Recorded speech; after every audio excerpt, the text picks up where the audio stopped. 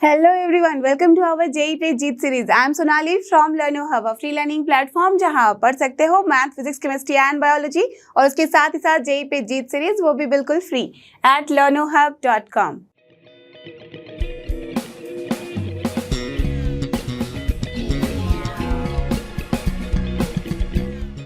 तो चलो एवरीवन, हो जाओ तैयार। आज हम करने वाले हैं जेई सीरीज में मैथ्स के अंदर कॉम्प्लेक्स नंबर की कॉन्सेप्ट हेड ऑन 3। तो आपने देखा हुआ है कॉन्सेप्ट हेड ऑन 2 हमने कर लिए हैं, काफ़ी कुछ इसमें कवर किया है। तो आज का ये कॉन्सेप्ट हेड ऑन है बहुत ही ज़्यादा इंपॉर्टेंट। ये चाहे तो आप जेई मेंस बोल लो या एडवांस बोल लो या किसी भी स्टेट लेवल के एग्जाम के लिए बोल लो, this is going to be very very important, क्योंकि यहाँ पे आज हम समझने वाले हैं representation of complex numbers. So different form of complex number हम देखेंगे, और साथ ही सबसे इंपॉर्टेंट आर्ग्यूमेंट्स कैलकुलेट करने के सारे टेक्निक को देखेंगे with lots of example. Yes, तो बिना टाइम वेस्ट किए get ready with your pen and paper so that we can solve and start together.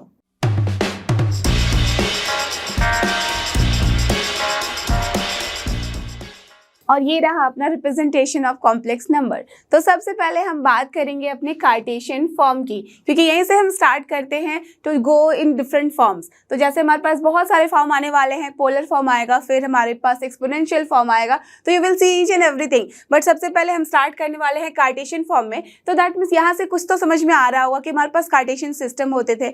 जब हम किसी नंबर को, किसी पॉइंट को डील करते थे in the normal coordinate system, तो वहाँ पे हम रियल नंबर के साथ डील करते थे, isn't it? That means कोई भी पॉइंट हमारे पास होता था उसे हम कोऑर्डिनेट सिस्टम में रिप्रेजेंट करते थे। तो हमारे पास क्या आता था, एक हॉरिजॉन्टल लाइन होती थी जिसे हम रिप्रेजेंट करते थे एक्स एक्सिस से, और एक वर्टिकल लाइन होता था जिसे हम रिप्रेजेंट करते थे वाई एक्सिस से, करेक्ट। और ये रियल नंबर्स होते थे, हर जगह पे रियल ही होता था सब कुछ। तो यहाँ पे अगर मैं किसी पॉइंट के बारे में बोलती थी कि लेट अस अज्यूम, चलो ये पॉइंट पी हो गया और जिसका यहाँ पे abscissa is x and ordinate is y, x comma y से रिप्रेजेंट करते थे, है ना। तो इस पॉइंट पी के लिए जब मैं इस तरह से बात करती थी तो आपका क्या मतलब होता था, that means this point is from x axis से अगर मैं डील करूं तो इस पॉइंट का ये जो ऑरिजिन है यहाँ से ये डिस्टेंस है, और ये इस पॉइंट का अगर मैं वर्टिकल इस तरह से एक ट्रायंगल के फॉर्म में बनाती थी तो क्या मतलब था कि this distance is nothing but x and this distance is nothing but why. That means कायदे से this is like this, correct, यही होता था ना, करेक्ट। तो इसलिए हम इसे रेक्टेंगुलर कोऑर्डिनेट सिस्टम भी बोलते थे, बिकॉज ये एक रेक्टेंगल टाइप का फॉर्म करता था जब भी हम उस पॉइंट को कनेक्ट करते थे अपने एब्सिसा एंड ऑर्डिनेट से, होता था ये, राइट। ये सारा कॉन्सेप्ट सेम रहता है, only the difference is what कि यहाँ पे अब हम रियल नंबर के साथ डील नहीं कर रहे हैं, यहाँ पे हम डील कर रहे हैं किसके साथ, कॉम्प्लेक्स नंबर्स के साथ, ठीक है। तो जब कॉम्प्लेक्स नंबर के साथ डील कर रहे हैं, इसका मतलब आपको पता है कि अगर हम किसी भी कॉम्प्लेक्स नंबर को लेट अस अज्यूम z से डिनोट करते हैं और लिखते हैं, तो अभी हमने क्या देखा था पिछली क्लास तक कि x प्लस आयोटा y बोलते थे, है ना, जहाँ पे ये x क्या होता था, real part. That means real part of z जो हम बोलते थे वो क्या होता था, नथिंग बट x, और ये जो y है वो क्या होता था, अपना imaginary part. That means imaginary part of z हम जब बोलते थे तो वो होता था सिर्फ y। कंफ्यूज मत होना, काफ़ी कुछ डिस्कशन कर लिया है हमने इस बारे में कि यहाँ पे आयोटा ये बताता है कि y is the imaginary part, correct, ठीक है। तो ये हमारे पास इमेजिनरी या रियल की बात आ रही है यहाँ। दैट मीन्स कॉम्प्लेक्स नंबर जो है वो रियल का सबसेट है, दैट मीन्स सुपर सेट है, नॉट सबसेट, सुपर सेट है, इसके अंदर ही आते हैं अपने real numbers.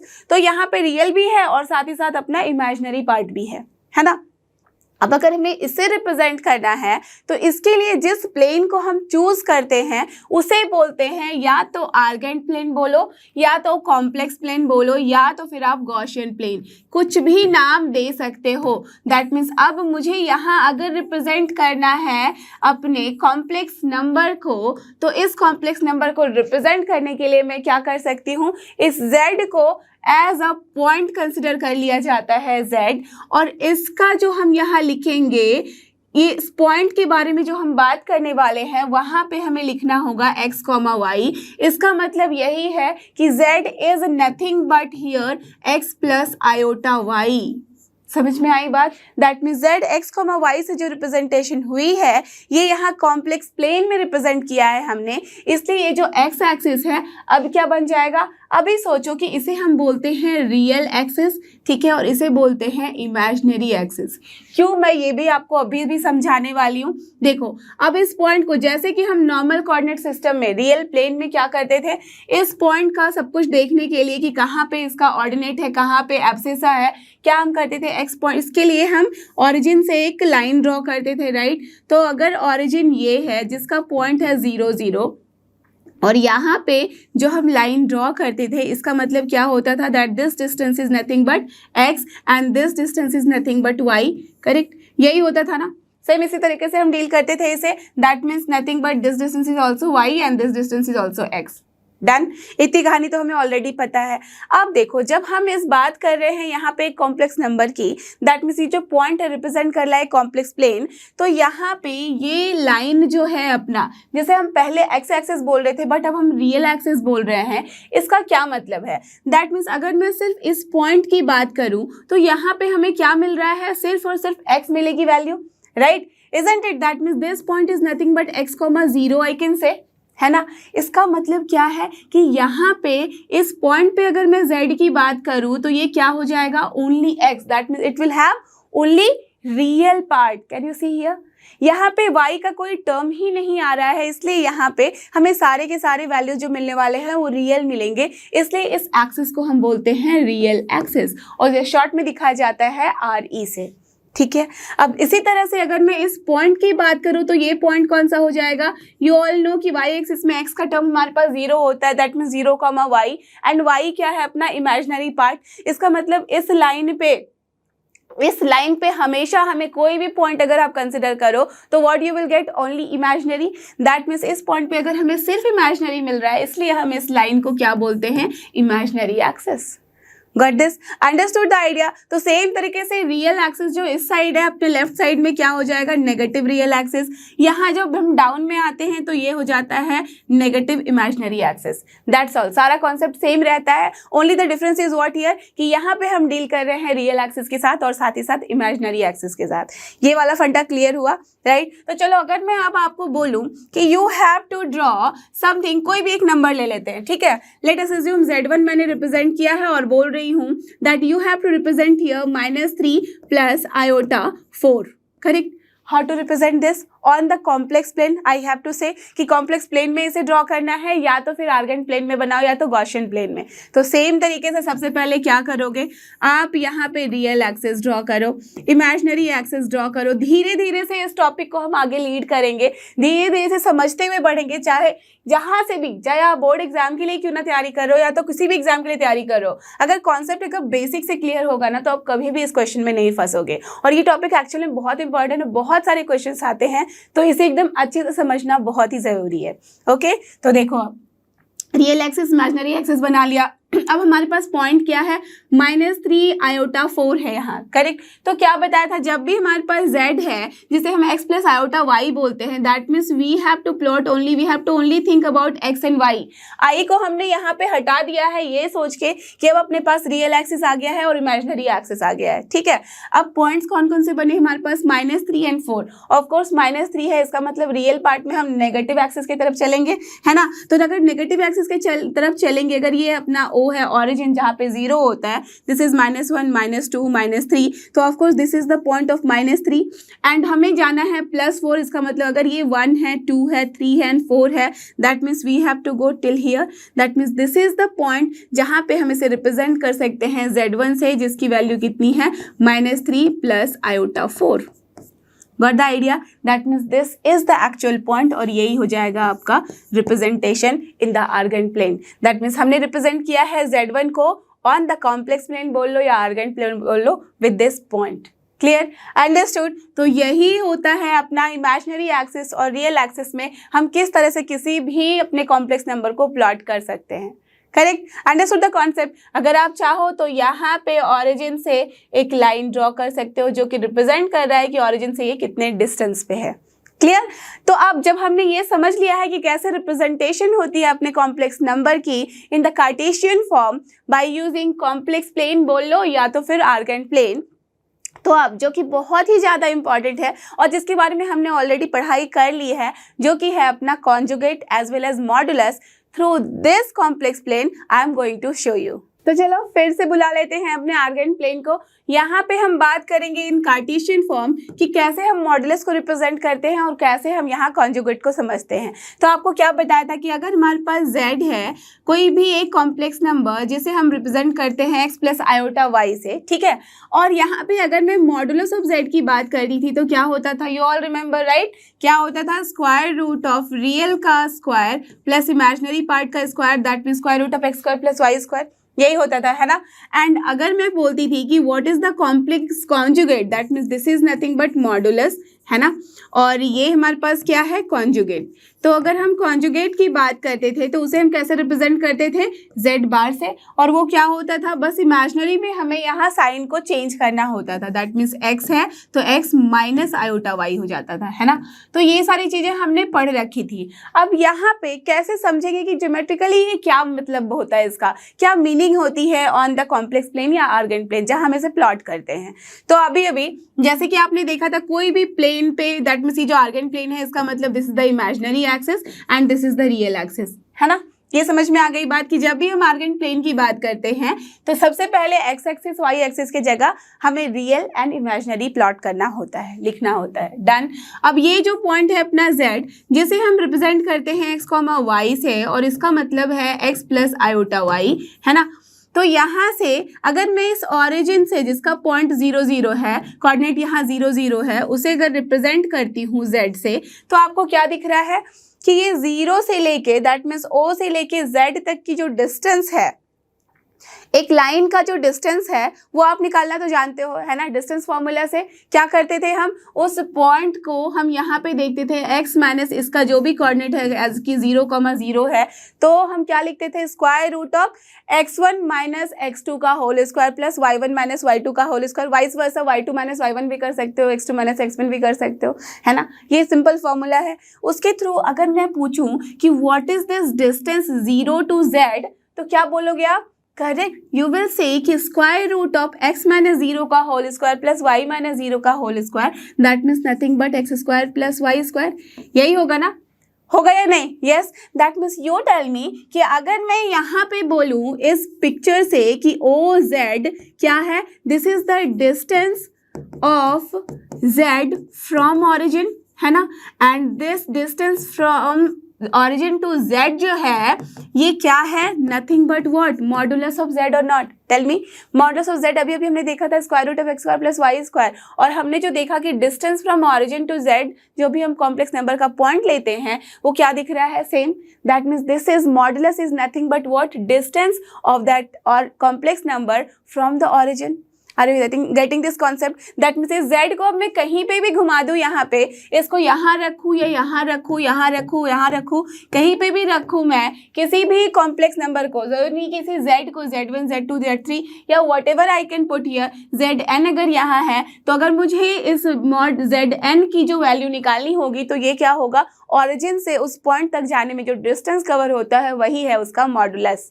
Got the idea, understood the point. तो हमने अभी तक फॉर्मूला पढ़ा था, अब हमें इसकी ज्योमेट्रिकल मीनिंग समझ में आ गई है कि ये जो मॉडुलस ऑफ z क्या होता है, nothing but distance of the complex number from origin.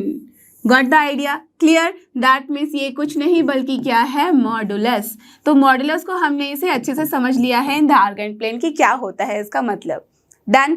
अब बात करते हैं कॉम्प्लेक्स कॉन्जुगेट की, क्योंकि उसे भी हमने लिख के रखा हुआ है यहाँ।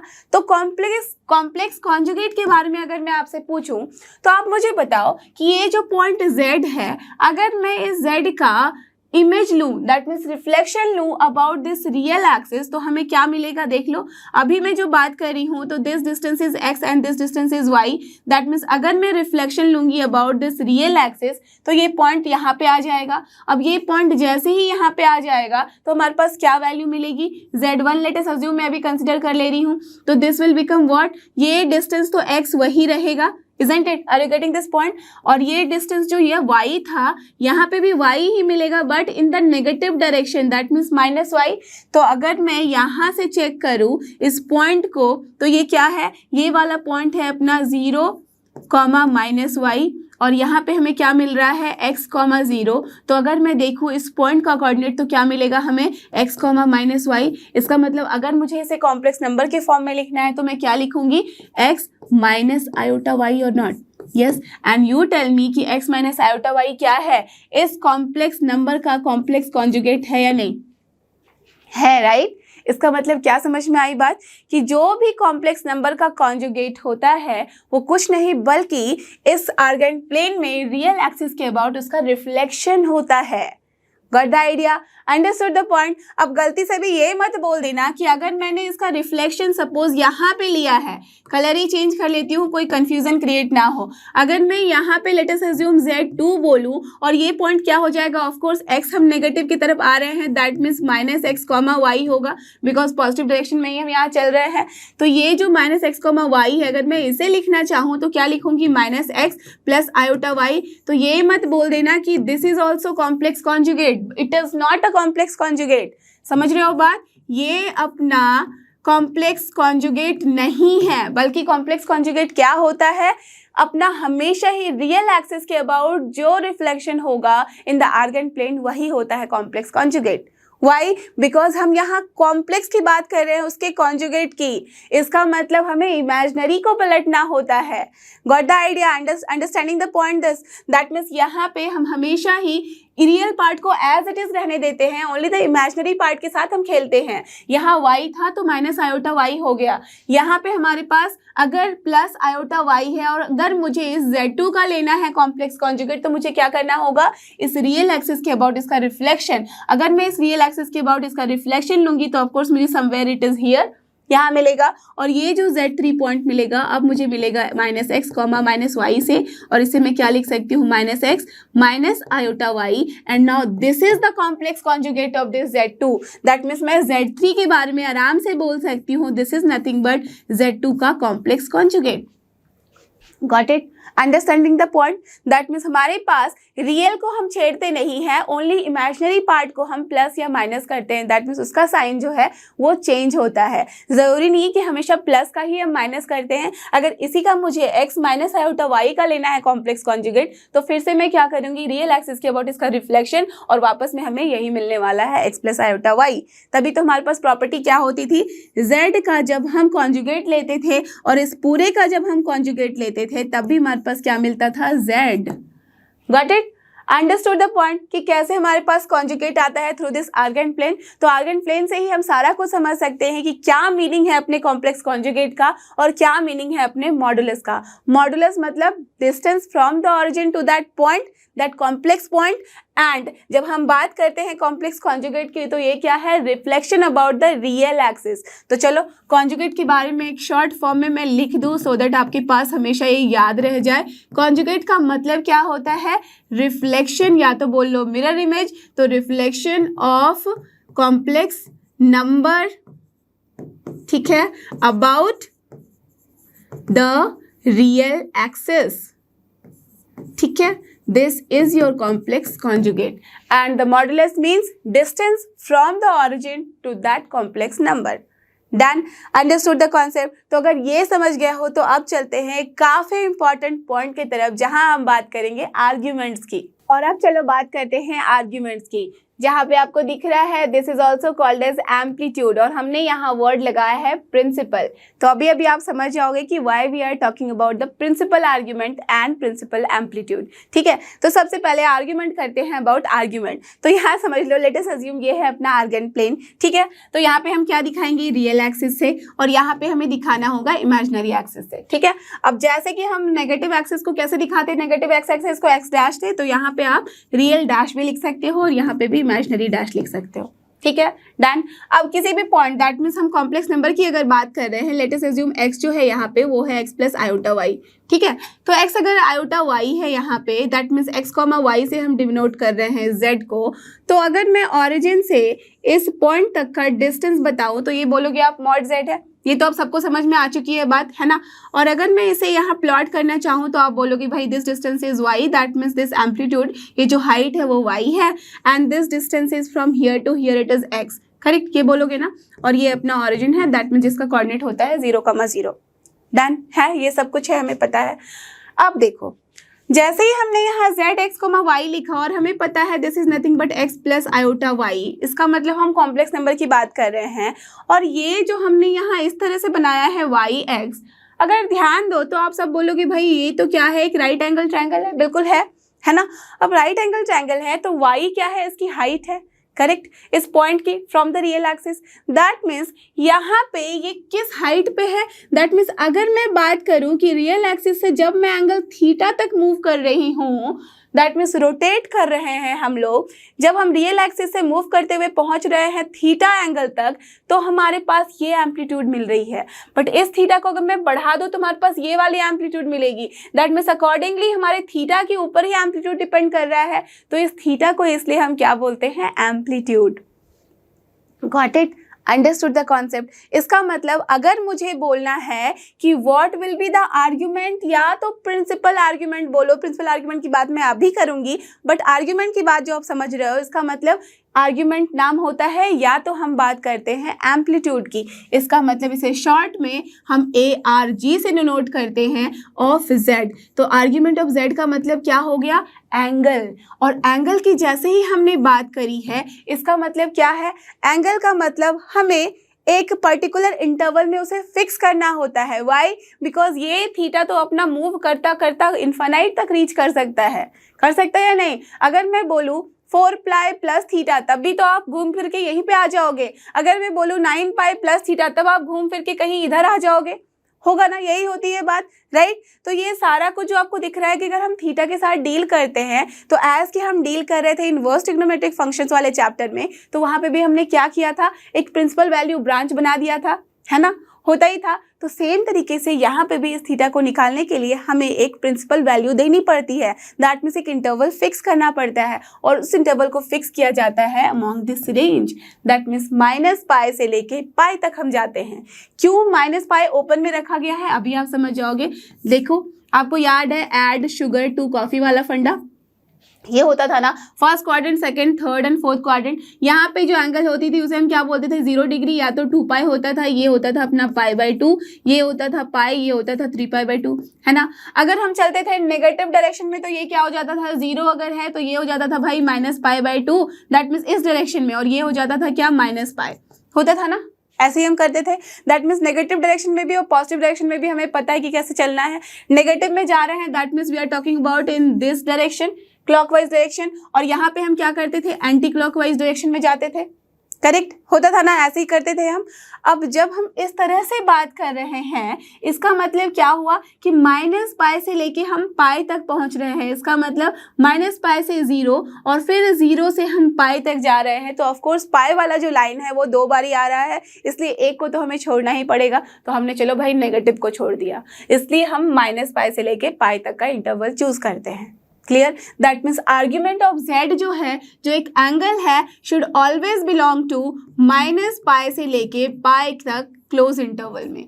ये हमेशा ही आर्ग्यूमेंट इसी ही इंटरवल के बीच में होना चाहिए, उसे ही हम बोलते हैं प्रिंसिपल आर्ग्यूमेंट।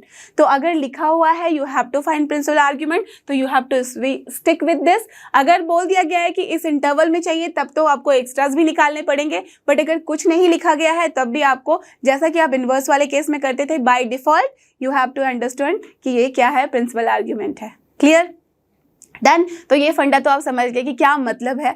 अब इसे कैलकुलेट कैसे किया जाए, उसके लिए थोड़ा आप समझो। तो जब आप यहाँ पे बात कर रहे थे, तो देखो कि अगर मुझे थीटा निकालना है तो आप क्या करोगे, आप बोलोगे भाई मुझे यहाँ पे मॉड z की वैल्यू भी पता है, और वो क्या होती है, √x² + y²। तो साइन थीटा से निकाल सकते हैं, कॉस थीटा से निकाल सकते हैं, टैन थीटा से निकाल सकते हैं आराम से, है ना। बट यहाँ पे हमारे लिए जो सबसे मोस्ट कन्वीनियंट होता है मेथड निकालने का, वो क्या होता है, हम यहाँ डील कर लेते हैं टैन के साथ। उसके लिए भी रीज़न है कि क्यों हम टैन को ही डील करते हैं, बिकॉज देखो यहाँ पे जो फर्स्ट क्वाड्रेंट है अपना, वहाँ क्या होता है, ऑल पॉजिटिव, सेकेंड वाले में साइन पॉजिटिव, थर्ड वाले में टैन पॉजिटिव, और फोर्थ वाले में कॉस पॉजिटिव होता है। और अगर मैं इस सारे पॉइंट को, 2 बार ही अगर बोला मैंने, अगर मैं इस पॉइंट का यहाँ पे चेक करूँ, दैट मीन्स रोटेट करता हुआ अगर ये पॉइंट यहाँ आ गया है, तो ये क्या हो जाएगा, पॉइंट अपना ये हो जाएगा, ये हो जाएगा -x, y, है ना, यही होगा। तो लेट अस अज्यूम इसे मैं Z1 से दिखा रही हूँ, तो Z1 will become here -x, y, ठीक है। अब Z1 के लिए अगर मैं डील करना चाहूँ तो आप बताओ मुझे कौन सा एंगल होगा, ये वाली एंगल होगी, करेक्ट। दैट मीन्स इस एंगल को अगर मैं आप बोलना चाहें कि क्या करना है तो आप आराम से बोल दोगे this is nothing but pi minus theta, है ना, कि पाई माइनस थीटा ही होगा। अगर ये मान लो θ1 है तो θ1 की वैल्यू मैं आराम से बोल सकती हूँ पाई माइनस थीटा, बिल्कुल होगा ये, डन।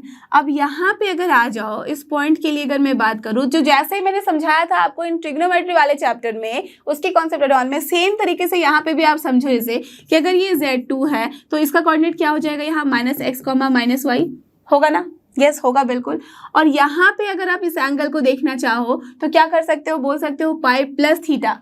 बट देखो ध्यान से यहाँ कायदे से समझना कि पाई प्लस थीटा जैसे ही हम करेंगे, इस एंगल को अगर इस तरीके से हम दिखाएं तो पाई प्लस थीटा होगा, बिल्कुल होगा, कोई प्रॉब्लम नहीं है। But we can not take pi plus theta, why, because we are stick with this particular argument का जो प्रिंसिपल ब्रांच है, और वो इंटरवल क्या कहता है कि पाई से आगे तो हमें जाना ही नहीं है।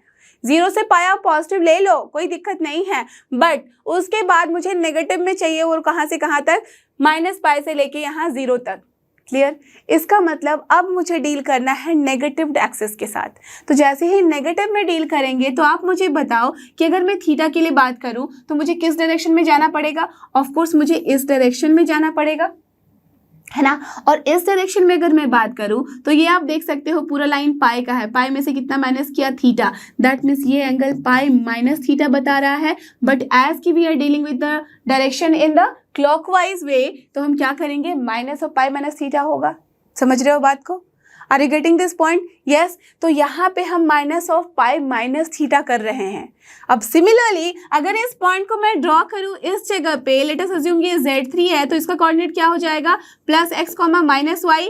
दैट मीन्स अगर मैं अब इस एंगल की बात करूँ तो यहाँ क्या बोलोगे, अगर किसी ने देखा तो बोलेंगे यहाँ पे भाई कि this is nothing but 3π/2 plus theta, but we can not go beyond pi. तो हम क्या करेंगे, अब इधर से डील करेंगे, तो या तो फिर आप यहाँ से चल लो, तो दिस इज नथिंग बट -θ। समझ रहे हो, क्लियर हो रहा है कॉन्सेप्ट कि हमें एंगल को किस तरीके से लेना है। दैट मीन्स हमेशा ध्यान, ये वाला फंडा हमेशा रखना अपने दिमाग में कि जब भी हम आर्ग्यूमेंट ऑफ Z की बात करते हैं तो ये एक एंगल है, और एंगल लाई करना चाहिए -पाई से लेके पाई के बीच में, उसे ही हम बोलते हैं प्रिंसिपल आर्ग्यूमेंट या प्रिंसिपल एम्पलीट्यूड, करेक्ट। अब यहाँ tan इनवर्स ही हम क्यों लेते हैं, tan थीटा के बारे में ही हम क्यों बात करते हैं, जिसके बारे में मैं बता रही थी कि रीजन है। तो आप देखो एज यू कैन सी कि इस जगह पे x नेगेटिव है, y पॉजिटिव है ना, करेक्ट। तो अगर आप साइन थीटा कॉस थीटा निकालोगे तो प्लस माइनस का बहुत झमेला होता है, ठीक है, क्लियर। बट यहाँ पे अगर मैं tan थीटा के साथ डील करूं, देखो अगर मुझे tan थीटा लिखना है तो आप क्या बोलोगे, this is nothing but y/x, है ना। इस पर्टिकुलर ट्राइंगल में OZ, अगर लेटेस्ट अज्यूम ये पॉइंट A है तो OZA में, इन ट्राइंगल OZA में हमारे पास क्या दिख रहा है, tan theta is y/x। So from here अगर मैं थीटा की वैल्यू बोलूँ तो क्या हो जाएगा, tan इनवर्स ऑफ y/x, है ना, यही होगा tan इनवर्स ऑफ y/x। अब देखो ये जब फर्स्ट क्वाड्रेंट में था तब तक तो कोई प्रॉब्लम नहीं थी, बट एज कि हम सेकंड क्वाड्रेंट में आएंगे तो सेकंड क्वाड्रेंट में हमारे पास क्या दिख रहा है, y पॉजिटिव है, x नेगेटिव है, क्लियर, अंडरस्टैंडिंग द पॉइंट, समझ रहे हो बात को। फिर थर्ड में आएंगे तो -y है, -x है, मतलब यहाँ पे भी अगर मैं Z2 की बात करूँ तो Z2 के केस में भी हमारे पास थीटा की वैल्यू कितनी मिलेगी, tan इनवर्स y/x ही मिलेगी, इररिस्पेक्टिव ऑफ कि वो थीटा सेम नहीं है। फिर भी क्यों हम ऐसे इसलिए tan में लेते हैं, बिकॉज थर्ड क्वाड्रेंट और फर्स्ट क्वाड्रेंट tan अपना पॉजिटिव होता है इसलिए, और सेकेंड एंड फोर्थ में अपना tan जो है वो नेगेटिव होता है इसलिए। बट यही अगर साइन और कॉस की मैं बात करूं तो ये यहाँ पे इस जगह पे सेकेंड क्वाड्रेंट में साइन तो पॉजिटिव है बट कॉस क्या हो जाएगा अपना नेगेटिव। दैट मीन्स यहाँ पे चेंजेस आने लग जाते हैं इररिस्पेक्टिव ऑफ कि y और x का क्या डायरेक्शन है और क्या उसका साइन है, इसलिए हमेशा tan को डील करते हैं। और एज कि हमें क्या दिख रहा है कि y/x करने पे यहाँ तो वैल्यू पॉजिटिव में मिली, बट यही अगर मैं थर्ड क्वाड्रेंट में चली जाऊँ और यहाँ पे अगर मैं θ2 की बात करूँ तो यहाँ पे भी क्या आ जाएगा, tan इनवर्स ऑफ -y/-x, और यहाँ से हमारे पास वैल्यू आएगी tan inverse of y/x। But you can see कि this is not exactly equal to this theta, isn't it. First quadrant के बराबर तो यहाँ एंगल नहीं है, तो हम क्या करेंगे, जब फर्स्ट क्वाड्रेंट के बराबर की एंगल नहीं है तो इसका मतलब कुछ तो यहाँ पे प्रॉब्लम है जिसे हमें ठीक करना होगा। तो इसलिए इस फॉर्मूले को ठीक करने के लिए क्या कहा गया है कि ये जो थीटा की वैल्यू होगी वो हमेशा हम कैसे निकालेंगे, tan inverse of imaginary part of z divide by real part of z, और इसका लेते हैं हम मॉडुलस वैल्यू। वाई, बिकॉज अगर आप यहाँ पे देखो तो tan इनवर्स y की जगह मैं क्या लिख सकती हूँ, इमेजिनरी पार्ट ऑफ z लिख सकती हूँ बिल्कुल, और यहाँ क्या लिख सकती हूँ, रियल पार्ट ऑफ z लिख सकती हूँ ना, correct. But you can see कि हमेशा ये जो imaginary part of real part of z जो है ये हर जगह पॉजिटिव नहीं है, कभी नेगेटिव भी हो रहा है, पॉजिटिव भी हो रहा है, और जैसे ही ये नेगेटिव का टर्म आता है तो हमारे पास फिर कंफ्यूजन क्रिएट हो जाता है। As you can deal again with the second and fourth quadrant. देखो सेकेंड क्वाड्रेंट में y बाय माइनस एक्स करो या तो फिर माइनस वाई बाय एक्स करो, हर जगह हमें क्या दिख रहा है, सेम वैल्यू दिख रही है। But as you can see कि दोनों ही वैल्यू कितनी है, आपस में पूरी की पूरी डिफरेंट तरीके से है ना। तो अगर ये वैल्यूज डिफरेंट है तो हम इसे क्या बोलेंगे कि इसे हमें ठीक करने के लिए यहाँ पे मॉडुलस वैल्यू लगानी पड़ेगी। दैट मीन्स अब जो हम ये थीटा वैल्यू निकाल रहे हैं वो कैसे निकालते हैं, tan inverse of imaginary part of z लेते हैं divide by real part of z, और दोनों की हमसे पॉजिटिव वैल्यू लेते हैं, और यहाँ से जो भी थीटा निकल के आएगी आप आराम से अब समझ सकते हो कि ये क्या वैल्यू होगी, एक्यूट वैल्यू होगी, करेक्ट, एक्यूट एंगल होगी। दैट मीन्स 0 से लेकर 90 डिग्री तक ही लाई करेगी। तो जैसे ही अपने पास ये एंगल निकलता है अब हम रियल में कैलकुलेट करने वाले हैं argument of this complex number z।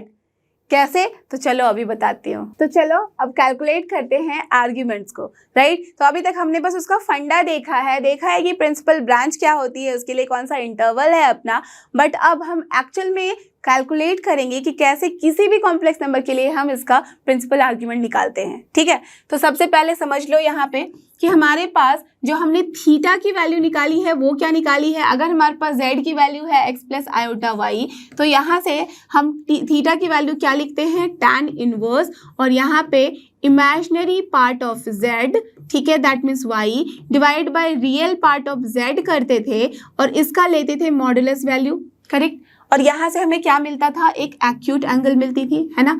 तो ये जो एक्यूट एंगल हमें मिली है इसी को हम बोलेंगे कि दिस इज योर आर्ग्यूमेंट। कब, जबकि अपना जो कॉम्प्लेक्स नंबर है वो फर्स्ट क्वाड्रेंट में लाई कर रहा है।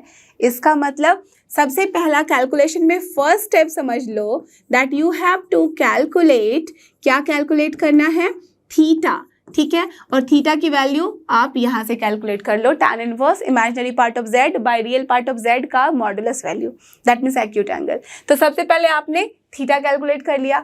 जैसे ही आपने थीटा कैलकुलेट किया अब आप दूसरे स्टेप में बोल सकते हो दैट आर्ग्यूमेंट ऑफ z, देखो z की आर्ग्यूमेंट को लिखने के लिए या तो एएमपी एम्पलीट्यूड भी लिख सकते हो या तो आर्ग्यूमेंट लिख सकते हो of z will be here theta. कब, जबकि अपना x is also positive and y is also positive. इसका मतलब हम क्या बोलेंगे, दैट इज यहाँ पे z जो है बिलोंग करता है फर्स्ट क्वाड्रेंट से। Are you getting this concept और नॉट। फर्स्ट क्वाड्रेंट का मतलब यहाँ x भी पॉजिटिव होगा, y भी पॉजिटिव होगा। जब दोनों ही पॉजिटिव है तो ऑफकोर्स थीटा की वैल्यू जो है वो सेम रह जाएगी। दैट मीन्स आर्ग्यूमेंट जब z जो होगा वो थीटा ही रहेगा। Done, clear. चलो अब थर्ड वाले पॉइंट में, दैट मीन्स सेकंड का ही समझ लो ये सब पार्ट है। तो यहाँ पे जब ये थीटा है दैट मीन्स फर्स्ट क्वाड्रेंट में तब तो ये एंगल है, बट जब हम आर्ग्यूमेंट कैलकुलेट कर रहे हैं और इसकी वैल्यू अगर हमारे पास x, सोचो कि सेकंड क्वाड्रेंट में जब हम आते हैं तो क्या हो जाता है, x negative, that means minus x comma plus y होता है, यही होता है ना। इसका मतलब हमारे पास क्या आया है, x जो है वो नेगेटिव है, दैट मीन्स रियल पार्ट। यहाँ x और y में कंफ्यूजन कभी भी क्रिएट मत होने देना, बिकॉज समटाइम्स क्वेश्चन में इस तरह से ज़रूरी नहीं है कि हर time x equals to x plus iota y ही लिखा गया हो। कभी कभी हम z को हम इस तरह से भी लिख लेते हैं कि this is minus y plus iota x, ऐसे भी लिखा जा सकता है, तब आपको कंफ्यूजन हो सकती है। इसलिए ये ध्यान रखना कि जब भी मैं x और y की बात कर रही हूँ इसका मतलब क्या है, इसका मतलब है कि real part of z comma imaginary part of z की मैं बात कर रही हूँ and this is here greater than 0, तभी हमारे पास z जो है वो फर्स्ट क्वाड्रेंट पे लाई करेगा, और जैसे ही ये फर्स्ट क्वाड्रेंट में लाई करेगा तो एंगल जो होगी वो एक्यूट एंगल ही होगी, थीटा होगी, जैसे हमने निकाला है। डन। अब जब हम सेकेंड क्वाड्रेंट में आ रहे हैं, इसका मतलब यहाँ पे हमें पहले ये देख लेना है कि z जो है वो किस में है, सेकेंड क्वाड्रेंट में है। अब जैसे ही z अपना सेकेंड क्वाड्रेंट में है, कैसे हमने समझा, जबकि रियल पार्ट ऑफ जो z है जो कि x यहाँ पे है वो क्या है, less than 0, and imaginary part of z जो है वो क्या है, ग्रेटर देन 0। दैट इज यहाँ पे आप ये समझ लो कि x is less than 0 and y is greater than 0। तो जब ऐसा सिचुएशन होगा, दैट में सेकेंड क्वाड्रेंट में हम डील करते हैं, तो जो अपने पास एंगल बनती है वो क्या बनेगी, pi minus theta. Are you getting this concept, are you getting this point, जिसको मैंने पहले ही डील कर लिया है, डिस्कस किया है अभी लास्ट स्लाइड में। तो यहाँ पे हमें एंगल क्या मिलने वाली है, पाई माइनस थीटा। Done, clear. तो सेकेंड क्वाड्रेंट में भी हमने समझ लिया। अब चलते हैं थर्ड क्वाड्रेंट की तरफ। दैट मीन्स अगर मैं थर्ड क्वाड्रेंट में आ जाऊं तो क्या बताया था, थर्ड क्वाड्रेंट में हमें चलना है, पाई प्लस हम नहीं कर सकते हैं, बिकॉज अपना जो प्रिंसिपल वैल्यू ब्रांच है वो किस में लाई करना चाहिए, वो हमेशा लाई करना चाहिए। यहाँ से समझ लो, यहीं पर मैं लिख देती हूँ माइनस पाई से लेके पाई के बीच में, ठीक है। ओपन इंटरवल इधर और इधर है क्लोज इंटरवल। डन। तो जब पाई तक ही हम चल सकते हैं तो हमें क्या करना होता है, यहाँ से हम नेगेटिव डायरेक्शन में चलते हैं, और ये एंगल क्या मिलती है, पाई माइनस थीटा तो होगा, but in the negative direction में होने की वजह से माइनस हो जाता है साइन। क्लियर। तो ये अगर पिक्चर दिमाग में बिठा लोगे ना, आई एम श्योर आप कभी भी मिस्टेक नहीं करोगे, क्योंकि मैंने बच्चों को देखा है इस टॉपिक में ना बहुत प्रॉब्लम क्रिएट होती है उनको, इसलिए मैं इसे एकदम अच्छे से बेसिक से समझा रही हूँ, और इसके बाद कोई गलती नहीं होनी चाहिए, ठीक है। तो एकदम इस पिक्चर को समझ लो, दिमाग में बिठा लो, यहाँ थीटा है, यहाँ पाई माइनस थीटा है, तो ऑफ कोर्स जब हम इस तरफ से जाएंगे, मैं इसका शॉर्टकट भी बताऊंगी कि कैसे याद रखना है, तो क्या करना, minus of pi minus theta होगा, ठीक है। अभी शॉर्टकट नहीं बताया है, मैं अभी बताऊंगी, बट पहले इसको अच्छे से समझ लो। तो minus of pi minus theta. Done, okay. That means जब मैं यहाँ फोर्थ पॉइंट ले लो, आर्ग्यूमेंट ऑफ z की बात कर रही हूँ, कब, जबकि अपने पास z जो है बिलोंग कर रहा है थर्ड क्वाड्रेंट को। तो जब थर्ड क्वाड्रेंट को बिलोंग करेगा, that means real part of z जो है and imaginary part of z, that means x y दोनों ही यहाँ नेगेटिव होती है ना, minus x comma minus y हो जाता है इस पॉइंट पे। That means imaginary part of z जो दोनों ही जो है वो क्या होगा, लेस देन 0। दैट इज हम इसको क्या बोल सकते हैं कि x कॉमा वाई जो है बोथ आर लेस देन 0। जब ऐसा केस है तो हमारे पास एंगल क्या बनती है, minus of pi minus theta. तो लिख डालो, this is minus of pi minus theta. Done, ये हमने लिख दिया। अब चलते हैं the last point, that means argument निकालने के लिए, कब, जबकि अपने पास z जो है वो बिलोंग करेगा फोर्थ क्वाड्रेंट में, और जब ये फोर्थ क्वाड्रेंट में बिलोंग करेगा तो मुझे बताओ क्या हो जाएगा, रियल पार्ट ऑफ z जो होगा वो तो अभी पॉजिटिव ही रहेगा, बट जो इमेजिनरी पार्ट ऑफ z है वो क्या हो जा रहा है, less than 0। Got it, understood. इसका मतलब x इज ग्रेटर देन 0 है, y is less than 0। As you can see, अगर मैं यहाँ पे इस पॉइंट पे पहुँचूँ तो ये जो पॉइंट है वो क्या हो जाएगा, plus x comma minus y, है ना। तो यहाँ पे जब हम एंगल लेते हैं तो क्या लेते हैं, नेगेटिव डायरेक्शन में only minus theta, isn't it. So that's Y यहाँ पे आर्ग्यूमेंट की वैल्यू कितनी हो जाएगी, सिर्फ और सिर्फ माइनस थीटा। Clear, understood. तो चलो जल्दी से इसका स्क्रीनशॉट ले लो, ये आपका एकदम समझ लो कि पूरा का पूरा मेथड है कैलकुलेशन का, कि कैसे हम कैलकुलेट करते हैं the argument of any given complex number, irrespective of कि वो कौन से क्वाड्रेंट में है, इसकी वैल्यू कितनी है, वाई की वैल्यू कितनी है। आराम से ये अगर फंडा आप समझ चुके हो, ऐसे कैलकुलेट करोगे तो कभी भी गलती नहीं होगी। और हमेशा ध्यान रखना, जो भी आर्ग्यूमेंट आप निकाल रहे हो, थीटा निकाल रहे हो वैल्यू, यहाँ पे पाई माइनस थीटा करो या माइनस पाई माइनस थीटा करो, उसको चेक करने के लिए जरूर से देख लेना कि क्या वो इस इंटरवल में लाई करता है। तो अगर तो वो इस इंटरवल में लाई करता है देन आपका आंसर बिल्कुल करेक्ट है। डन। अब जिस शॉर्टकट की मैं बात कर रही थी उसको मैं बताती हूँ, कैसे ध्यान में रखना। यहाँ पे हम डील किसको कर रहे हैं, कॉम्प्लेक्स नंबर को, राइट। तो कॉम्प्लेक्स नंबर को डील कर रहे हैं। कॉन्जुगेट के बारे में आपको पता है हम क्या करते थे, जस्ट उसका हम मिरर इमेज ले लेते थे और बोलते थे काम हो गया, है ना। दैट मीन्स हम नेगेटिव लगाते थे, एक माइनस साइन के साथ डील करते थे, कॉम्प्लेक्स कॉन्जुगेट में करते थे ना इमेजिनरी को। दैट मीन्स रियल के अबाउट हम क्या करते थे, मिरर इमेज। तो सेम कॉन्सेप्ट अगर दिमाग में है ना, तो ध्यान रखना, जब हम कॉम्प्लेक्स कॉन्जुगेट के बारे में बात करते थे तो रियल के अबाउट हम मिरर इमेज लेते थे, और वो होता था कि हम नेगेटिव एक साइन लगाते थे। डन, मतलब पॉजिटिव था तो नेगेटिव, नेगेटिव था तो पॉजिटिव, यही करते थे। दैट मीन्स साइन के साथ हम मल्टीप्लाई करते थे माइनस को। सेम तरीके से यहाँ समझ लो कि पहले हमने थीटा एंगल निकाल लिया फर्स्ट क्वाड्रेंट में, डन। सेकंड क्वाड्रेंट में हमने बोल दिया पाई माइनस थीटा। अब फर्स्ट सेकंड अगर निकाल लिए हो तो थर्ड फोर्थ के लिए बस इतना समझ लो कि जो भी एंगल है उसका ले लो आप mirror image about the real axis. तो थीटा क्या हो जाएगा, माइनस थीटा, पाई माइनस थीटा क्या हो जाएगा, minus of pi minus theta. कितना सिंपल था या नहीं, टेल मी। ये तो समझ में आ गई बात ना कि पहले क्वाड्रेंट में थीटा होगी, अगर पहले क्वाड्रेंट में थीटा होगी, सेकंड में तो पाई माइनस थीटा हमें अच्छे से समझ में आता ही है, क्योंकि tan को पाई माइनस थीटा के साथ आराम से डील किया जा सकता है, नेगेटिव है तो, राइट। तो पाई माइनस थीटा याद रखा, ये दोनों अगर हमें याद है तो बस उसके बाद कुछ नहीं, उसका ले लो मिरर इमेज, इसका मतलब उसमें बस लगा दो नेगेटिव साइन। थीटा का हो गया माइनस थीटा फोर्थ क्वाड्रेंट में, और सेकंड के नीचे क्या आता है, थर्ड, उसमें लगा दो minus sine pi minus theta, and you are done with this. Clear. तो आई एम श्योर इसको जानने के बाद अब तो कोई भी आर्ग्यूमेंट कैलकुलेट करने में आपकी गलती नहीं होगी, राइट। तो चलो क्वेश्चन को सॉल्व करते हैं। तो ये रहा आपके पास क्वेश्चन, अब आई एम श्योर आप आराम से सॉल्व कर सकते हो। तो पॉज करो वीडियो, सॉल्व करो और बताओ मुझे आंसर की क्या आपका आंसर सही है।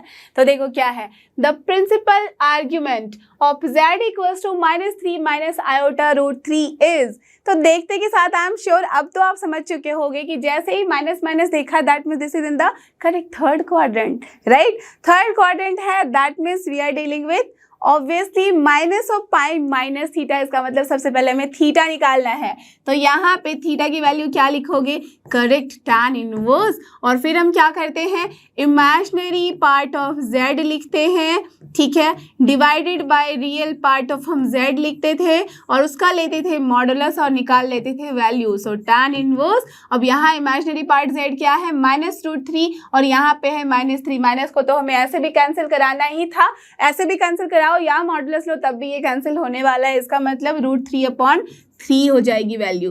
तो √3/3 जैसे ही की वैल्यू आपको समझ में आ गया, दिस इज नथिंग बट 1/√3। और tan इनवर्स की वैल्यू आपको पता ही है 1/√3 कब होती है, 30 डिग्री पे, इसका मतलब π/6 पे, है ना। तो π/6 गलती से भी क्लिक मत कर देना यहाँ कि this is the answer, this will be the wrong answer, correct. Theta की वैल्यू तो आ गई है, बट मैंने क्या बताया था, you have to be very focused कि वो कौन से क्वाड्रेंट में लाई कर रहा है। तो एज यू कैन सी कि z में x भी नेगेटिव है और y टर्म भी नेगेटिव है, इसका मतलब रियल पार्ट भी नेगेटिव है और इमेजिनरी पार्ट भी नेगेटिव, और ये तो सिर्फ थर्ड क्वाड्रेंट में होता है कि नहीं। तो जब ये थर्ड क्वाड्रेंट में है, इसका मतलब हम क्या बोलेंगे, as z belongs to third quadrant, ठीक है। या तो आप ऐसे ही लिखो और ये बोल दो कि real part of z comma imaginary part of z less than 0 है। इसका मतलब this implies that argument of z जो होगा वो क्या हो जाएगा, minus of pi minus theta. And now anyone can calculate this. Theta की वैल्यू रख डालो, पाई माइनस 6 माइनस पाई करोगे तो 5π/6 विथ माइनस साइन, तो -5π/6 इज द करेक्ट आंसर। अब मुझे बताओ आज ये बहुत सिंपल लगा या नहीं कैलकुलेट करने में। यस, तो कौन सा ऑप्शन होगा, -5π/6 is the option C. So C is your correct answer and you are done with question. Clear, understood. तो समझ में आया फंडा कि कैसे किसी भी क्वेश्चन को सॉल्व करने के लिए सबसे पहले फोकस करो, थीटा निकालना है, वहाँ मॉडुलस वैल्यू लेके निकालना है, एक्यूट एंगल आनी चाहिए, आ गया वैल्यू। उसके बाद देख लो कि कौन से क्वाड्रेंट में है, जिस भी क्वाड्रेंट में है अकॉर्डिंगली आप लिख दो आंसर। डन। तो यहाँ पे मैं शॉर्टकट में लिख देती हूँ आपके पास, सो दैट एकदम ध्यान में रह जाए। यहाँ पे वैल्यू क्या होगी, थीटा, यहाँ क्या होगी, पाई माइनस थीटा। यहाँ इसी का हमें लेना है mirror image, that means minus pi minus theta, यहाँ पे minus theta, and you are done. Clear, first second third fourth का काम खत्म। क्लियर। तो चलो एक और क्वेश्चन सॉल्व करते हैं और अपने कॉन्फिडेंस को बढ़ाते हैं और ज्यादा। और ये रहा अपना नेक्स्ट क्वेश्चन, देख सकते हैं क्वेश्चन नंबर 11। तो हमने 10th क्वेश्चन तो यहाँ पे किया था, बाकी के जो पहले वाले क्वेश्चन थे वो पहले वाले कॉन्सेप्ट एड ऑन वाले वीडियोस में थे, तो उन सब क्वेश्चन को भी आप एकदम जरूर से सॉल्व करना अगर आपने यही वाला वीडियो देखना शुरू किया है अभी। ठीक है, तो चलो पहले तो इस क्वेश्चन को देख लो ध्यान से और समझ लो कि इसको मैंने स्टार मार्क से लगाया है, that means this is really very very important question. ठीक है, तो एकदम ध्यान से देखना। और क्वेश्चन आया हुआ भी है जेईई मेन 2020 में। ये क्वेश्चन अगर सॉल्व कर लोगे ना तो बहुत सारे फंडे, दैट मीन्स बहुत सारे कॉन्सेप्ट एक साथ ही क्लियर हो जाएंगे। तो इसलिए ये ध्यान रखना कि कोई क्वेश्चन डायरेक्ट बहुत कम दिए जाते हैं कॉम्पिटिटिव एग्जाम में। ओके, तो चलो इस क्वेश्चन को पढ़ते हैं अच्छे से। क्या गिवन है, if 3 plus iota sine theta upon 4 minus iota cos theta, इसका मतलब z1 अपॉन z2 का फॉर्म है। ठीक है, जहाँ थीटा क्या है बता दिया गया है भाई, 0 से लेकर 2 पाई के बीच में है। दैट मीन्स कहीं से भी आप ये नहीं बोल सकते हो कि थीटा जो है ना वो एक्यूट एंगल है, दैट मीन्स पॉजिटिव भी वैल्यू लेने वाला है। नो, वी डोंट नो, 0 से लेकर 2 पाई के बीच में है। देन ठीक है, इज अ रियल नंबर, क्या मतलब हुआ इसका, इसका मतलब ये जो कॉम्प्लेक्स नंबर है ना, जो कि z1 अपन z2 के फॉर्म में है, बट है तो कॉम्प्लेक्स नंबर बिकॉज आयोटा हमें दिख रहा है। इस कॉम्प्लेक्स नंबर के बारे में बोला गया है कि ये क्या है, एक रियल नंबर है। और जैसे ही किसी कॉम्प्लेक्स नंबर के बारे में बोला जाता है कि वो रियल है, इसका मतलब करेक्ट जो इमेजिनरी पार्ट है वो क्या होना चाहिए, 0, तभी तो वो रियल बनेगा, है ना। तो ये फंडा हमें पता है, समझ रहे हो। वहाँ रियल और इमेजिनरी पार्ट के ऊपर भी ये क्वेश्चन में फंडा बता दिया गया है। ठीक है, ट्रिग्नोमेट्री का फंडा भी बता दिया गया है कि 0 से 2 पाई के बीच में डील करना चाहिए थीटा अपना।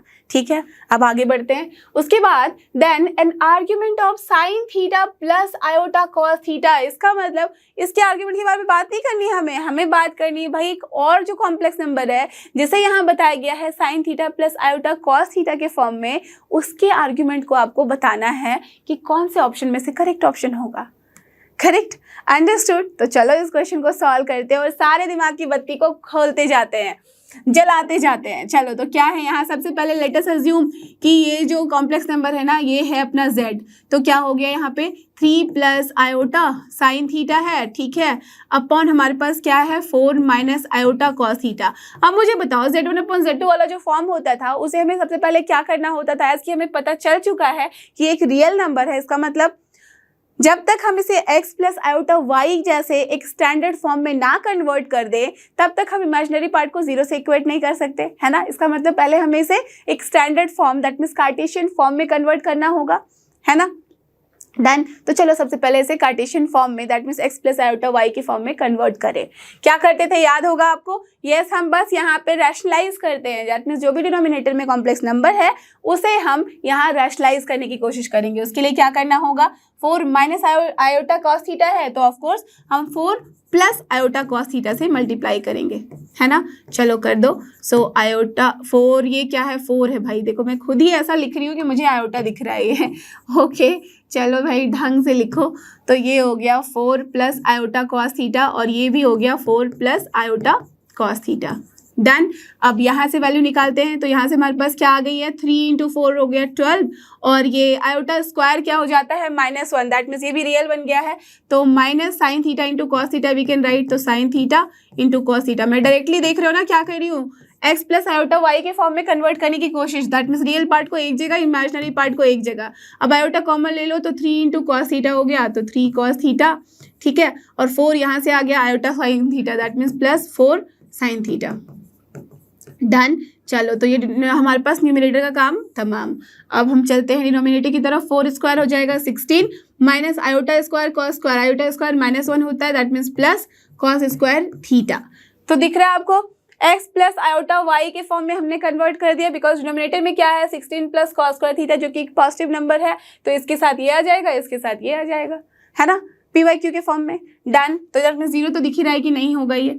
Okay, because cos square theta कभी भी -16 तो होता नहीं है। ठीक है, तो ये हमें समझ में आ चुकी है बात। अब देखो बोला गया है कि real number that means since z is a real number, तो इसलिए हमारे पास क्या समझ में आया, that means imaginary part of जो z होगा वो क्या होगा 0। अब जैसे ही ये बात हमारे सामने आई तो हम क्या लिखेंगे, दैट मीन्स ये जो इमेजिनरी पार्ट है divide by this term must be 0 end of course की डिनोमिनेटर में हमारे पास क्या है पॉजिटिव है, इसका मतलब मल्टीप्लाई होगा 0 के साथ, काम खत्म। तो बचा क्या 3 cos theta plus 4 sine theta, then that equals to 0, यही होगा ना। ओके, नाउ फ्रॉम हियर देख लो आप कि क्या निकाल सकते हो, तो साइन कॉस दोनों है दैट मीन्स tan हम निकाल सकते हैं। तो अगर मैं tan थीटा की वैल्यू निकालूँ तो क्या आ जाएगी, यहाँ -4 होगा, साइन बाय कॉस करेंगे -3/4 राइट। तो हमने यहाँ से tan थीटा की वैल्यू निकाल ली है -3/4। Are you getting this, tan theta की वैल्यू हमने निकाली है -3/4। ओके अब इसे हम यूज कर सकते हैं यहाँ पे जिस क्वेश्चन को हमें एक्चुअल में सॉल्व करना है। तो ये काम तो हमने कर लिया। अब आते हैं इस क्वेश्चन को सॉल्व करने के लिए। लेट अस अज्यूम Z1 जो है वो है अपना साइन थीटा, ठीक है, plus iota cos theta. Done. So therefore हमें चाहिए इसका आर्ग्यूमेंट, और आर्ग्यूमेंट के लिए क्या बताया था कि सबसे पहले हम थीटा कैलकुलेट करते हैं एक्यूट एंगल, जो कि हम निकालते थे imaginary part tan inverse of imaginary part of z upon real part of z। But already theta theta यहाँ बहुत हो चुका है, तो चलो कुछ और नाम दे दें। तो मैं यहाँ अगर मान लो अल्फा बोल दूँ तब भी काम चलेगा। और अल्फा कैसे निकालते थे? tan इनवर्स, और हम क्या करते थे? मॉडुलस वैल्यू लेते थे इमेजिनरी पार्ट ऑफ z1 की लेंगे यहाँ, बिकॉज हम z1 के साथ डील कर रहे हैं, then divided by real part of z1, right, यही करते थे। So from here tan inverse, और यहाँ पे इमेजिनरी पार्ट ऑफ z1 क्या है यहाँ? cos थीटा, एंड यहाँ क्या है? sin theta. That means cos theta by sin theta हो जाएगा। cos theta by sin theta क्या होता है? नथिंग बट cot थीटा होता है ना, correct? Are you getting this point? Yes. तो हमने यहाँ tan inverse of cot theta निकाल डाला। अब जैसे ही cot थीटा निकला है तो आप देखो कि उस cot थीटा की जगह क्यों ना मैं इस tan थीटा से हेल्प ले लूँ, करेक्ट? तो अगर मेरे पास tan थीटा है तो मेरे को कोई भी बता सकता है कि cot थीटा की वैल्यू क्या हो जाएगी? -4/3। तो क्यों ना मैं यहाँ -4/3 रख दूँ। बट जैसे ही मैं यहाँ पे -4/3 रखूँगी तो यहाँ मॉडुलस साइन होने की वजह से ये क्या हो जाएगा? ओनली 4/3। अब गलती से भी ये आंसर क्लिक मत कर देना। देख सकते हो सेकंड ऑप्शन में tan इनवर्स 4/3 है। काफ़ी बच्चे इसे आंसर में क्लिक कर सकते हैं और अपने आप को नेगेटिव मार्किंग दिला सकते हैं। सो ऑलवेज बी फोकस्ड कि हमें आंसर चाहिए क्या? आर्ग्यूमेंट चाहिए। और आर्ग्यूमेंट के लिए हमें ये पता होना चाहिए कि भाई अपना जो गिवन कॉम्प्लेक्स नंबर है वो कौन से क्वाड्रेंट में है। तो क्या हमें पता है? अब गलती से भी ये मत बोल देना कि इस कॉम्प्लेक्स नंबर में हमें दिख रहा है कि cos थीटा भी पॉजिटिव है, साइन थीटा भी पॉजिटिव है, बिकॉज उसके सामने प्लस साइन लगाया गया है। किसने बोला कि sine theta cos theta first quadrant में है? बिकॉज यहाँ बोल दिया गया है theta can lie in between 0 से लेके 2π के बीच में। तो वी नेवर नो कि ये साइन थीटा की वैल्यू पॉजिटिव हो गई या नेगेटिव, cos थीटा की वैल्यू पॉजिटिव हो गई या negative, we don't know. That means we have to be very much clear about this कि अपना जो ये कॉम्प्लेक्स नंबर है Z1 वो कौन से क्वाड्रेंट में लाई कर रहा है। और ये हमें कहाँ से आइडिया मिलेगा? इस tan थीटा से। एज वी कैन सी कि tan थीटा की वैल्यू क्या आई है? नेगेटिव। तो अगर नेगेटिव वैल्यू आई है और हमें पता है ऐड शुगर टू कॉफ़ी वाले फंडे से कि नेगेटिव है, इसका मतलब या तो ये सेकंड क्वाड्रेंट में है या तो फोर्थ क्वाड्रेंट में। ये यहाँ से एलिमिनेट हो गया कि ये फर्स्ट और थर्ड क्वाड्रेंट में तो हो ही नहीं सकता। Done, clear? बिकॉज हमारे पास tan थीटा की वैल्यू क्या आई है? नेगेटिव। तो अगर ये नेगेटिव वैल्यू आई है इसका मतलब अपने पास जो tan थीटा की वैल्यू है वो कहाँ लाई कर रही है? या तो सेकंड क्वाड्रेंट में या तो फोर्थ क्वाड्रेंट में। इसका मतलब थीटा जो है या तो वो सेकंड क्वाड्रेंट में है या तो फोर्थ क्वाड्रेंट में है। अब थीटा सेकंड क्वाड्रेंट या फोर्थ क्वाड्रेंट में है, इसका मतलब अपने पास Z1 भी या तो सेकंड में हो सकता है या तो फोर्थ में हो सकता है। क्लियर? Understood the concept? तो अगर सेकंड में या फोर्थ में लाई कर रहा है सो देयरफॉर हम क्या बोल सकते हैं? This implies as tan theta, यहाँ पे मैंने ANS लिख दिया है, आई डोंट नो वो क्या मतलब है, चलो खुद से लिख दे फिर से। As tan theta is equal to -3/4 that is negative, this implies कि अपना जो Z1 होगा belong to what? either second quadrant, ठीक है ना, और फोर्थ क्वाड्रेंट। दैट मीन्स अगर सेकेंड क्वाड्रेंट या तो फिर फोर्थ क्वाड्रेंट में लाई कर रहा है तो हमें आर्ग्यूमेंट भी वैसे ही निकालनी पड़ेगी। देयरफॉर जो आर्ग्यूमेंट ऑफ Z1 होगा वो हम कैसे निकालेंगे? यहाँ पे आपको पता है अगर सेकेंड क्वाड्रेंट में हम निकालते हैं तो हम क्या लिखते थे? पाई माइनस अल्फा, या तो अगर फोर्थ क्वाड्रेंट में तो हम क्या लिखते थे? Minus of alpha. करेक्ट, यही होता था ना।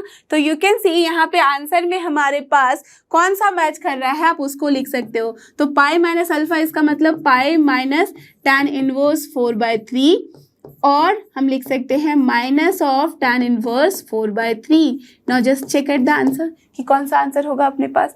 यू कैन सी यहाँ पे कि माइनस tan इनवर्स 4/3 कहीं नहीं है, कोई प्रॉब्लम नहीं है, बट हमारे पास पाई माइनस tan इनवर्स 4/3 है जो कि हमें बता रहा है कि this is in the second quadrant according to the question. तो यहाँ पे answer is this only. Clear? Understood. तो समझ में आई बात कि कैसे हम ऐसे क्वेश्चन को सॉल्व करते हैं। So that's why this question was very very important. यहाँ पे बच्चे गलती कहाँ करते हैं मैं वो बता दूँ सबसे पहले। जैसे यहाँ पे cot थीटा देखेंगे ना, बस यहाँ पे जैसे इमेजिनरी पार्ट ऑफ Z1 लिया, रियल पार्ट ऑफ Z2 लिया, तो यहाँ से समझ में आ जाएगा कि cos बाय साइन है, cot थीटा होता है। cot थीटा की वैल्यू यहाँ पे लिख डालेंगे वो -4/3, और जैसे ही वो -4/3 लिखेंगे माइनस को बाहर ले आएंगे और वहीं पे हो जाएगी गलती। ठीक है, तो वो गलती मत करना। हमें उसका मॉडुलस वैल्यू लेना है, इसका मतलब जो उसकी वैल्यू है ना उसका पॉजिटिव फॉर्म लेना है। ठीक है, तो जब पॉजिटिव फॉर्म ले रहे हैं तो 4/3। अब ये भी आंसर नहीं क्लिक करना। बहुत सारे बच्चे यहाँ गलती करेंगे कि tan 4/3 देखा, क्लिक कर दिया और हो गया रॉन्ग यहाँ पे। Why? Because we need to find here argument, और आर्ग्यूमेंट के लिए हमें ये देखना होता है कि कौन से क्वाड्रेंट में है, और उस क्वाड्रेंट के लिए हमारे पास हेल्प यहाँ से मिलेगा।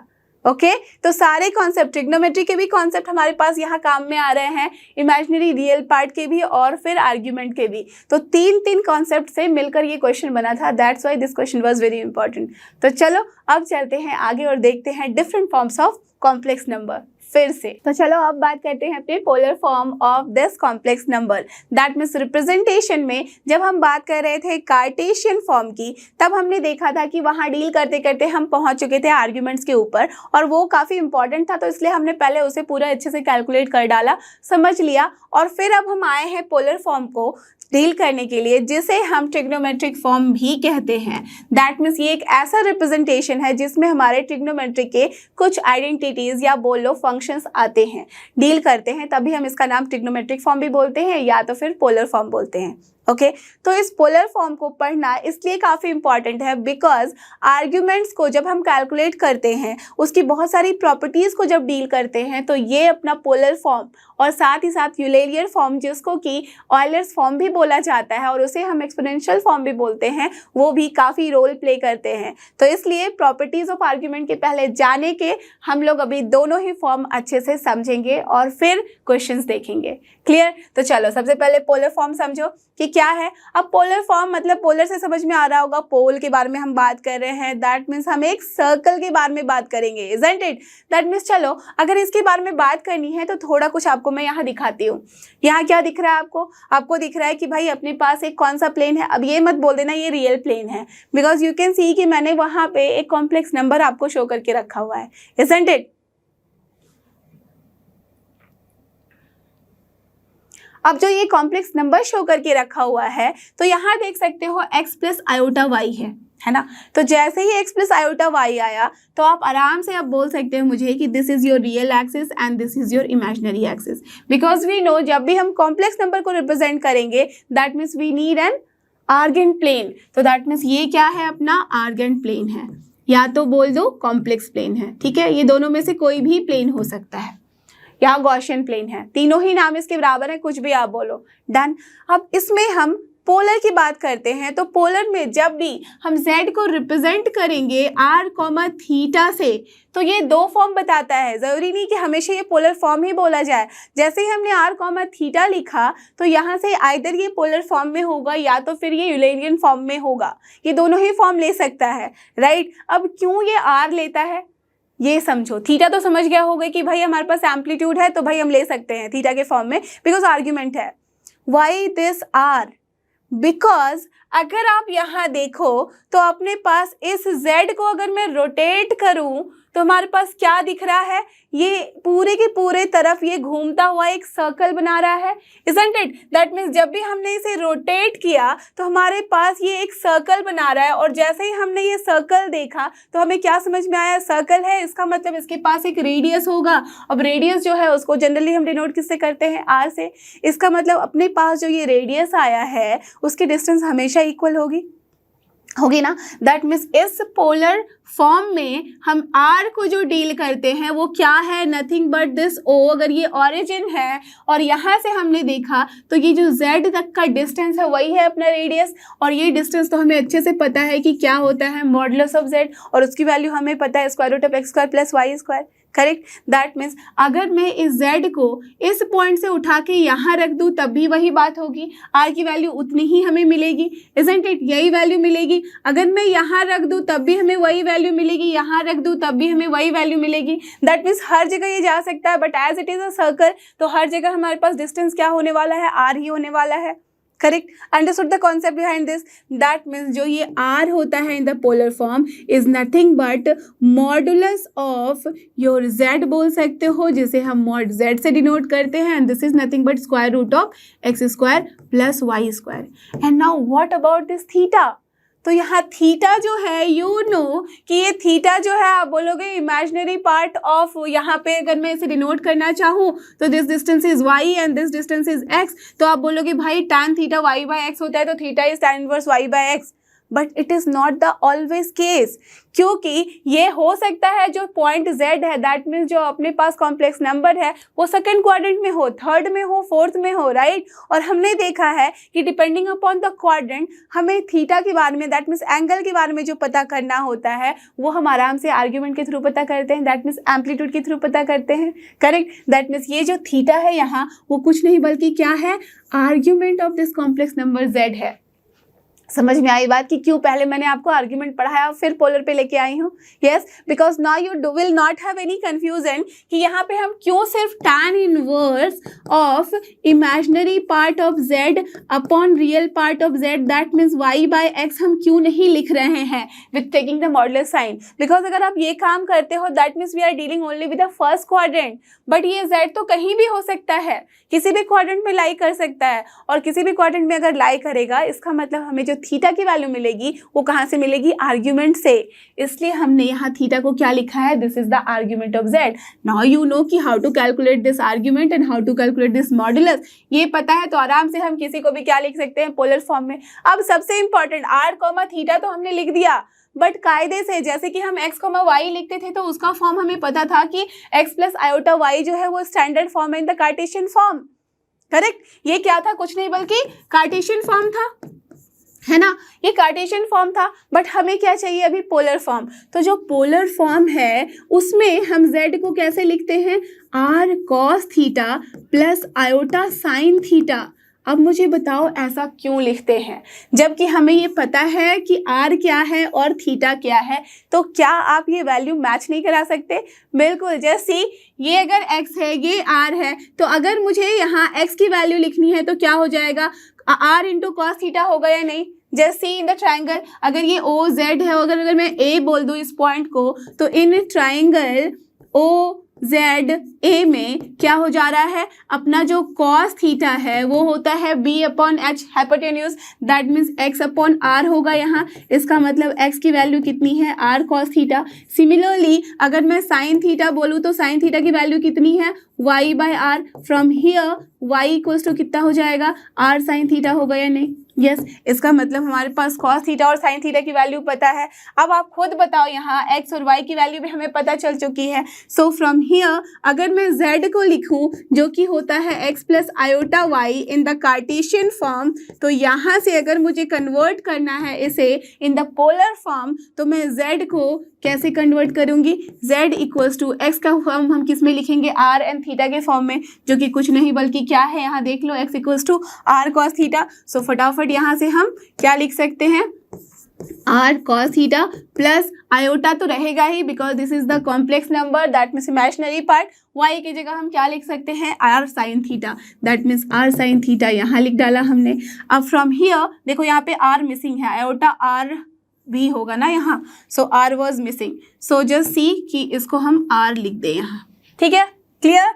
अब देखो यहाँ पे जब मैंने जैसे ही इसे लिखा, इसका मतलब अगर मैं r कॉमन ले लूँ तो क्या बनेगा हमारे पास, cos theta plus iota sine theta.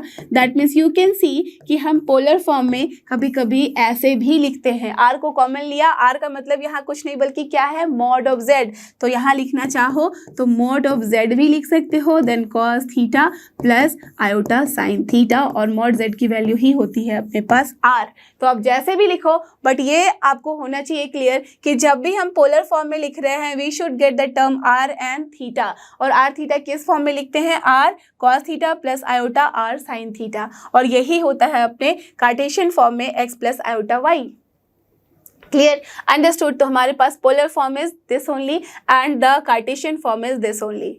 समझ में आ गई बात। तो अब यहाँ से एक और बात है जो ध्यान देने वाली बात है, वो ये है कि जो थीटा जब भी हम निकालेंगे तो वो कैसे निकालेंगे, आर्ग्यूमेंट के थ्रू, और जो ये आर निकालेंगे वो कैसे निकालेंगे, मॉडुलस के थ्रू। क्लियर, दैट मीन्स हमारे पास कोई भी वैल्यू गिवन हो z की, कोई भी एग्जांपल लेके देख लो, z इक्वल्स टू अगर मैं बोलूँ 3 प्लस आयोटा 4 और इसे मुझे लिखना है पोलर फॉर्म में, तो मुझे क्या लिखना होगा, r कॉमा थीटा के फॉर्म में, राइट। तो r क्या हो जाएगा, यहाँ r की वैल्यू हो जाएगी मॉडुलस ऑफ z, और मॉडुलस ऑफ z की वैल्यू कितनी हो जाएगी, square root of 3 square plus 4 square, that is 25, और 25 का पता ही है आपको 5 पॉजिटिव वैल्यू लेते हैं, दैट मीन्स r यहाँ पे 5 हो गया, और थीटा की वैल्यू कितनी हो जाएगी, tan इनवर्स ऑफ, हम यहाँ पे 4/3 लिख सकते हैं, जो कि आर्ग्यूमेंट है, जो कि पॉजिटिव है, right. So that's why 4/3, so that's why what we can write, यहाँ पे आराम से आप 5, अब tan इनवर्स लिख रहे हो तो यहाँ cos में भी कन्वर्ट कर सकते हो, sin में भी। तो चलो पहले इसके लिए हमें यहाँ सॉल्व कर लेना है।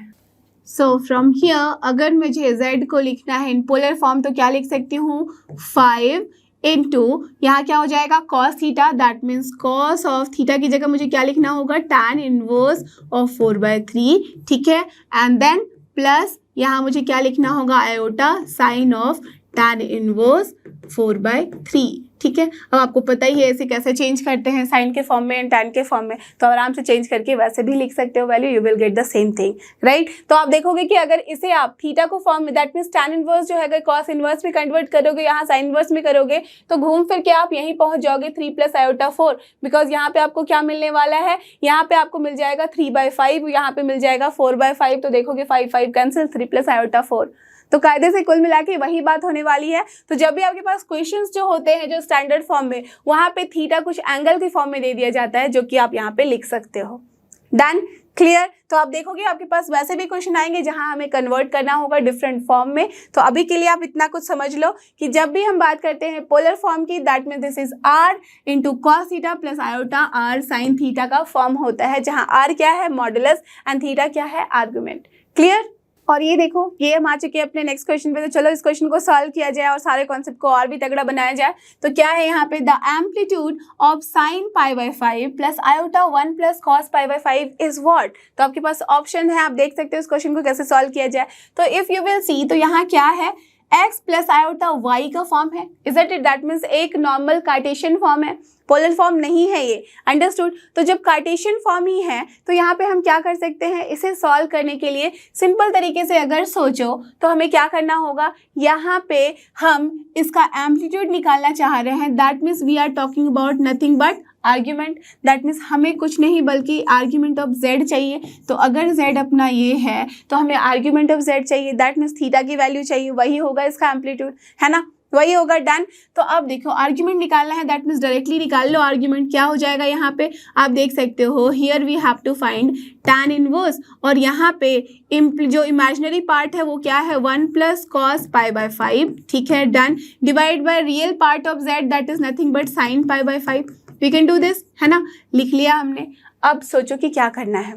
अब यहाँ पे tan इनवर्स है, फॉर्मूला हमें पता ही है, 1 प्लस कॉस थीटा क्या होता है, अगर साइन थीटा के फॉर्म में लिखना चाहो तो करेक्ट, 2 कॉस स्क्वायर थीटा/2, तो 2 कॉस स्क्वायर थीटा/2 क्या हो जाएगा, π/10, और यहाँ से भी अगर मैं साइन थीटा को लिखूँ तो 2 साइन थीटा/2 इंटू कॉस थीटा/2, तो 2 साइन π/10 इंटू हम लिख सकते हैं कॉस π/10।